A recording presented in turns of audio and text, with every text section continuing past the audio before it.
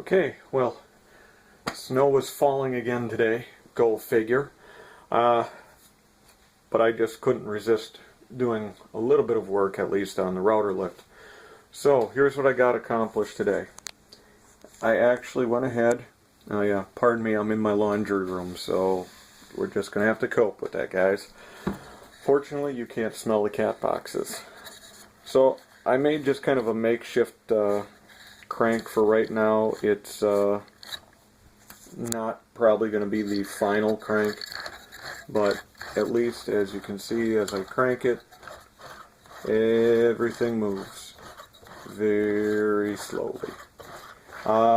Here is my router mount. This here is where the router motor will go.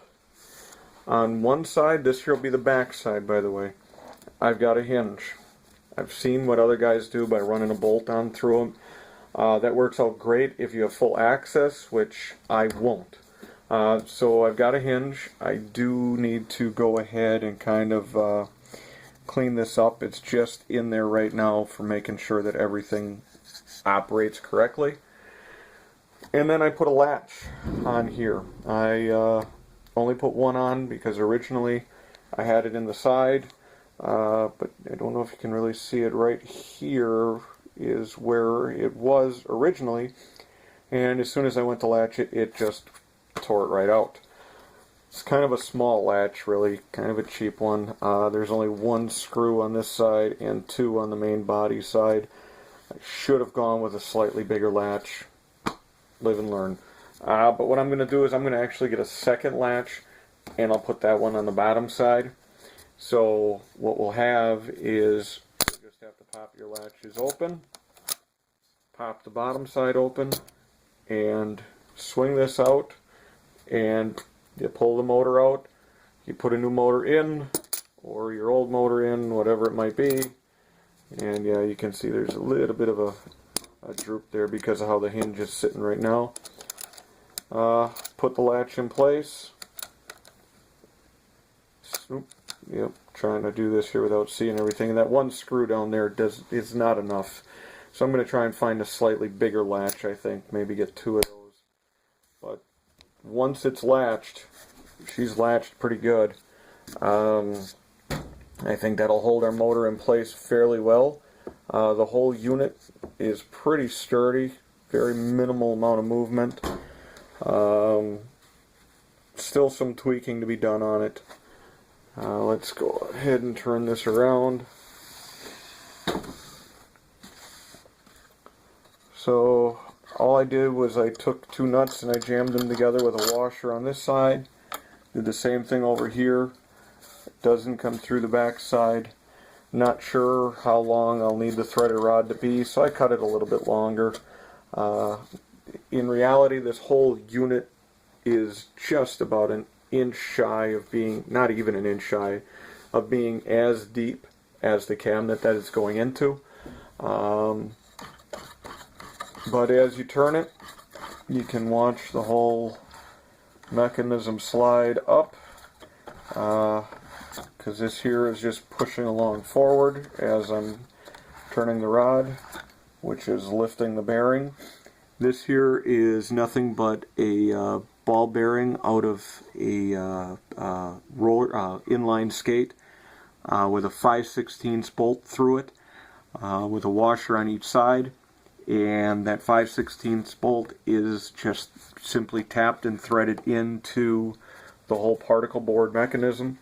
I don't know how many of you have actually seen this type of lift before, and how it operates. It's really slick. So that bearing is actually threaded into this plate here, and as that bearing moves, so does the plate up and down.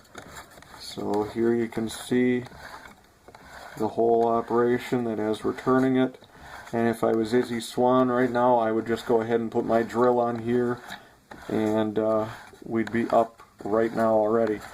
Actually moves pretty easy right now.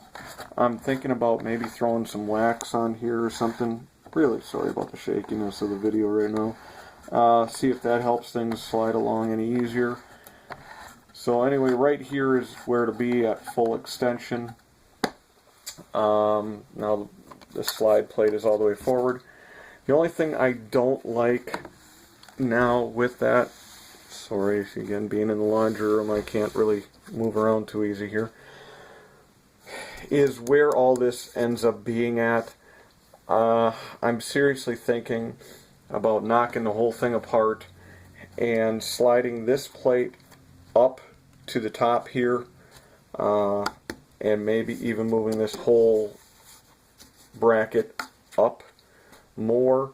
The reason I am thinking about doing that is right now, let's look at it, we're about 2.5, 3 inches, yeah, we'll call it 2.5, just shy of 3 inches from the top of this whole unit.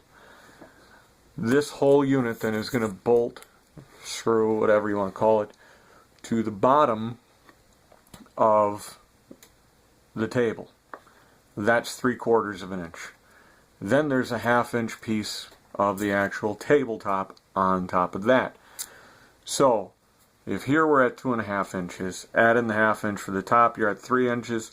You're at just about 4 inches from this plate here, this whole bracket, to just starting to come out the bottom of that table. That leaves a lot of room for that router to be unsupported. So what I'm thinking about doing is I've got about 1 inch or so here that I can lift this up with these screws here. Not sure how much higher I'm going to be able to get anything there before it becomes an interference. So yeah, that's kind of what I'm thinking about doing. Or I could just go ahead and clean this side up. I did clean this one here up quite a bit. This one I have not cleaned up because it's secured right now to the plate. I could possibly run screws through here into this plate and it would be just about the same.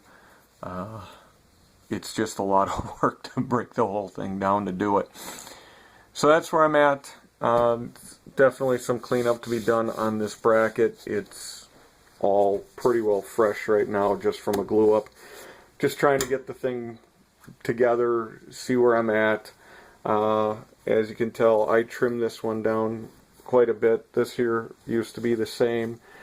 So what I'm going to try and do is make this half pretty much the mirror image of this half, just to get everything cleaned up. Possibly pick up a new latch, 2 of them, so I can have one on top, one on bottom. I like the idea of having 2 on there just to help keep everything supported. So as I get further along, sometime later on this week maybe, I will go ahead and update everyone at that point in time. Alright, good night.